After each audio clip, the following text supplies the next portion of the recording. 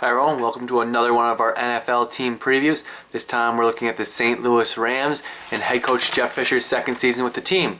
Last year they went 7-8-1. Sam Bradford is the quarterback, but he needs to improve greatly if they want to jump into that next level and become a playoff team.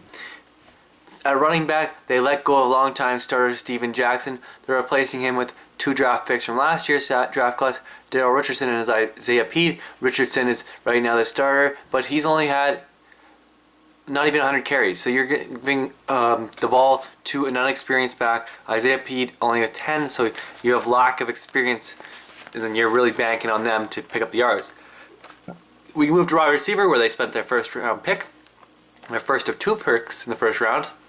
They got from West Virginia, Tavon Austin, the 5'8" speedster, is unbelievable in space. Extraordinary talent to watch. The Rams fans are going to love him. He's going to be returning punts, returning kicks, running with the football on some sweeps, catching the ball too. But then you really have 4 receivers vying for playing time, starting with Chris Givens. He's had a good rookie year. He's somewhat of a deep threat, but you have to wonder how much he'll be going deep with Tavon Austin with an even better 40 time.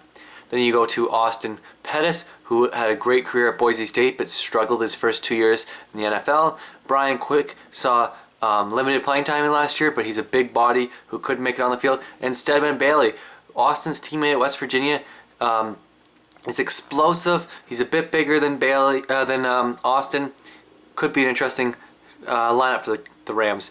Then they have Jared Cook, who is a free agent signing from Titans where Jeff Fisher was last the coach. He's an inconsistent talent, but physically gifted. We go to Lance Kendrick, where he was a second-round pick, but he had a horrible rookie year, improved his second year, but still not enough for them to not sign Jared Cook to a big money contract. On the offensive line, they spent money and went out and signed Jake Long, the former first overall pick, has dealt with serious shoulder injuries that almost derailed this contract. He had a 15-hour physical.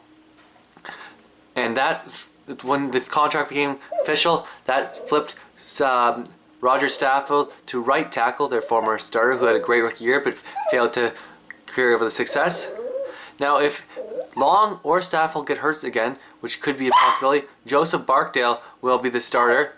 The starter at center is Scott Wells, who missed the last half of last season. They have a weak interior line, so that's going to be a problem. We go to the defense, where Chris Long is a top 5 defensive end, and he can stuff the run, and he can rush the passer very well. Robert Quinn is a great pass rusher, probably better than Chris Long is. And then we move to the defensive tackle spot, where Kendall Langford is a very consistent player. He's never missed a game in his life. And then we have Michael Brockers, the man they got in the RG3 trade after they traded down with the Cowboys in the 6th slot to the 14th. At middle linebacker, they have James Laurinaitis, who's a tackling monster, the son of the Road Warriors. And then they have Joe Dunbar, who they signed as a free agent, but he's suspended for the first 4 games. So they spent their second first-round pick, 31st overall, on Alec Ogletree, the troubled but talented Georgia linebacker, who's going to play the weak side, will be a tackling machine. I think he'll be extremely productive, and I think they'll find a way to keep him out of trouble.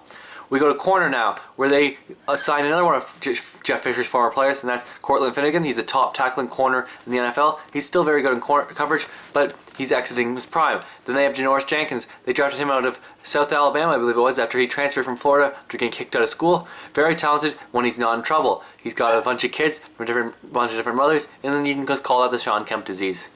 And then we have no good options at safety. They drafted TJ McDonald, but it doesn't look like he'll start, so they're a mess at the back end. We go to the special teams, where Greg Zuerlein started well. It's a very strong leg, but finished poorly, so you don't like he may be an inconsistent kicker. And then an average punter in John Heckler. I'm predicting an 8-8 record, and that is this year's St. Louis Rams.